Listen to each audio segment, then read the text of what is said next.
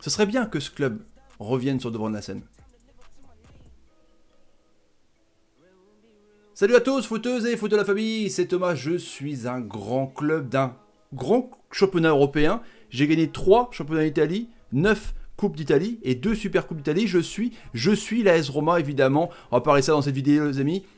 Ça devait être racheté par un milliardaire, il y a un autre milliardaire qui est sur le coup, on va un petit peu détailler les contours du dossier, le projet justement de cet éventuel propriétaire, d'où il vient, il peut s'acoquiner à qui, le classement de la Roma. En tout cas, on va voir ça les amis, mais d'abord, bombardez-moi cette barre des likes, c'est gratuit sous la vidéo, évidemment comme d'habitude, merci à ceux qui le font pour le référencement, pour la progression de la chaîne, c'est grâce à vous qu'on en est là honnêtement, et le petit bouton rouge abonné avec la cloche pour ne rater aucune vidéo. Le projet du stade, évidemment, hein, avec le stade Olympico, et là, le projet de 1 milliard d'euros, alors on ne sait pas trop où il en est, hein, les amis, la construction devait démarrer, il y a eu un petit peu d'affaires de corruption ou pas, enfin au moins des suspicions, donc pour l'instant, en tout cas, il n'y a rien. Mais la Roma était, évidemment, dans le viseur de pas mal de gens, dont QSI à une époque qui voulait s'installer dans une grande capitale européenne, importante toujours pour la lumière, comme Paris. Ça aurait pu se faire d'après ce qu'on avait entendu. Mais là, il y avait une offre énorme qui devait rester sous pavillon américain, avec donc James Pallotta. Et là, ça devait être un autre milliardaire, mais texan cette fois-ci, Dan Friedkin. Il est arrivé avec 700 millions d'euros, 700 millions d'euros pour acheter le club, donc pour acheter aussi les dettes, parce que la Roma n'est pas bien embarquée. Il y a énormément de grands clubs européens, les amis, qui sont mal embarqués, évidemment. Donc quand tu arrives avec des sous, comme l'OM, il faut évidemment éponger les dettes, sinon ça ne sert à rien. Mais la crise du coronavirus a un petit peu terni les négociations, car il est revenu, parce que même les milliardaires ont perdu de l'argent dans cette crise du coronavirus, donc 490 millions d'euros, ce qui n'aurait rapporté que 220 millions d'euros à Pallotta une fois les dettes épongées. Donc ils sont en gros à 270 millions. Donc, déçu d'avoir offert une belle exposition médiatique à Friedkin pour se retrouver finalement avec une offre au rabais entre les mains, Pallotta, bim, il aurait décidé de passer à autre chose. Et d'après La Repubblica, le patron de l'AS Roma actuel pourrait faire une affaire avec un autre Américain bien connu en Ligue 1 justement. C'est Dagrosa.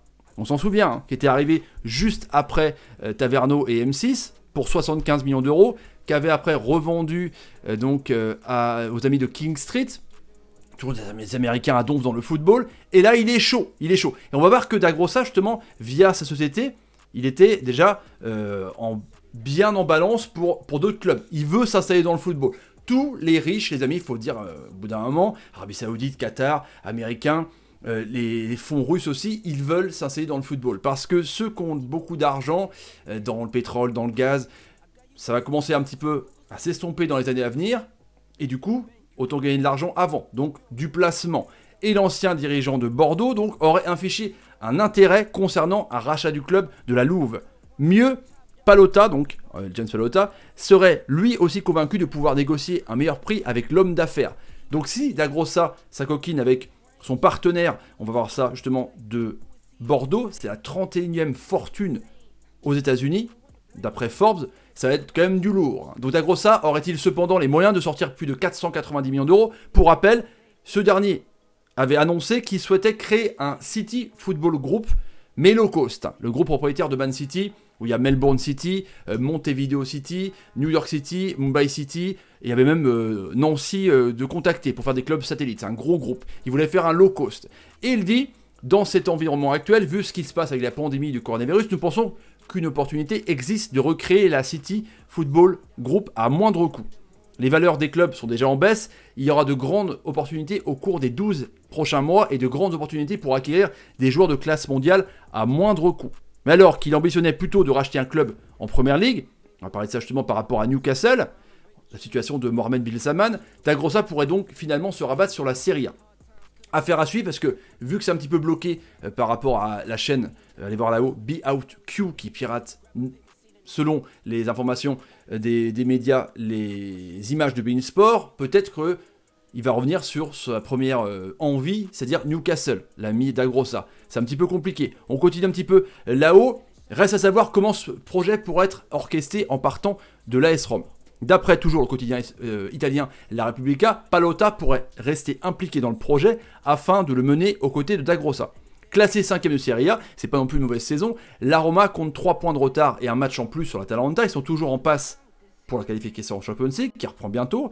4ème et première équipe qualifiée pour la Champions League, je viens de dire. Ces performances sportives pourraient influer sur l'avenir de jeunes prometteurs tels que Pellegrini, Zaniolo. On est d'accord. Si il y a des ronds qui arrivent, tu pourras garder ces joueurs-là. Si tu dois éponger tes dettes, tu dois vendre, toujours pareil, tes meilleurs joueurs, tes pépites pour faire... C'est la mode du trading en ce moment dans tous les clubs, les amis. Donc là, on est suspendu aux lèvres de Dagrosa. Dagrosa, avant de partir, il avait dit, dans 20 ans, les Girondins vaudront beaucoup plus d'argent. Je vous laisse un petit peu, on a parlé notamment avec Nicolas Paolorsi d'RMC Sport, de la situation de Bordeaux, complicado bomberito, hein, avec Fievet qui voudrait aussi rentrer dans le capital de King Street. En tout cas, c'est incroyable parce que tu te dis, ils sont pas dans le foot, mais ils veulent investir. Après, ils partent très tôt. Enfin, je sais pas, ils disent des trucs quand même chelous. Après, peut-être qu'il a raison. Et là, on prenait au départ, fin 2019, d'Agrosa et sa société GACP. Il a créé 2 sociétés en 2017 qu'il voulait racheter Newcastle. Je confirme qu'il y a eu des conversations avec le plus haut représentant, donc Makashi, qui cherchait à vendre, avec le club Newcastle, des conversations très positives. En gros, 380 millions d'euros. Donc c'est les mêmes tarifs, 490, 390. On n'est plus à ça près, les amis. Donc voilà, je dirais que Makashi et son équipe sont beaucoup plus faciles et beaucoup plus amicaux et compétents en affaires de ce qu'on raconte. Donc maintenant, est-ce que Mohamed Bin Salman, s'il est bloqué pour la rachat de Newcastle, Dagrosa voudrait aussi racheter Newcastle et racheter plein de clubs pour créer un groupe à la Man City. C'est vrai. En ce qui concerne nos autres projets, nous avons toujours maintenu que nous voulons être des acteurs du sport, en particulier du football, et nous cherchons non seulement en Europe, mais en Amérique du Sud en ce moment. Donc ils sont chauds bouillants, les amis, franchement. Et son pote, Anne Schutz, comme je vous avais dit, 31e fortune aux États-Unis, si ça coquine encore à lui, là, il y a du lourd. Parce que là, c'est quand même le mec, en gros, qui avait beaucoup fait pour la MLS, qui a des parts chez les Lakers. Enfin, le mec, il est un petit peu partout. Donc, ça dépend si lui, avec ses sociétés et ses Burger King et compagnie, il va tout seul dans la Roma, ou alors il décide encore une fois d'aller à Anne Schultz pour pouvoir... C'est pas Papa Schultz, hein. C'est Anne Schultz pour pouvoir racheter la Roma. En tout cas, il y a des sous. Il y a des sous, les amis. C'est clair, il y a des sous. On revoit ici, là, avec le classement de la Roma.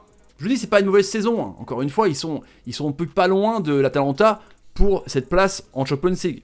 On est d'accord, c'est un peu plus loin quand même que l'Inter, que la Lazio ou la Juve. On est d'accord. Mais pourquoi pas, hein, le 20 juin, ça va revenir. On espère les supporters pour cette histoire de Champions League. En tout cas, la Roma va se faire acheter. Je pense que Gianpaolo, il veut vendre. À qui ? Je sais pas, peut-être que Fringin, du coup, il va revenir, hein, il va dire, ouais, ok, bah, les 700 millions au début, je les remets, ou alors Dagrosa va plutôt aller vers Newcastle. Les amis, je vous pose des questions, fans du football ou fans de la Roma, hein. Est-ce que c'est bien pour la Roma que Dagrosa, qui n'a pas non plus réussi de ouf du côté de Bordeaux, arrive du côté de l'AS Roma? On y va, les amis, partagez la vidéo sur Twitter, Facebook, Instagram et Snapchat, les commentaires, j'y réponds évidemment, et le petit pouce. Les amis, je vous dis une bonne soirée, je sais pas, une bonne après-midi, ça dépend quand vous regardez la vidéo. Salut, salut, salut, et salut. Tout le monde se fait racheter en ce moment. Il y a beaucoup d'Américains.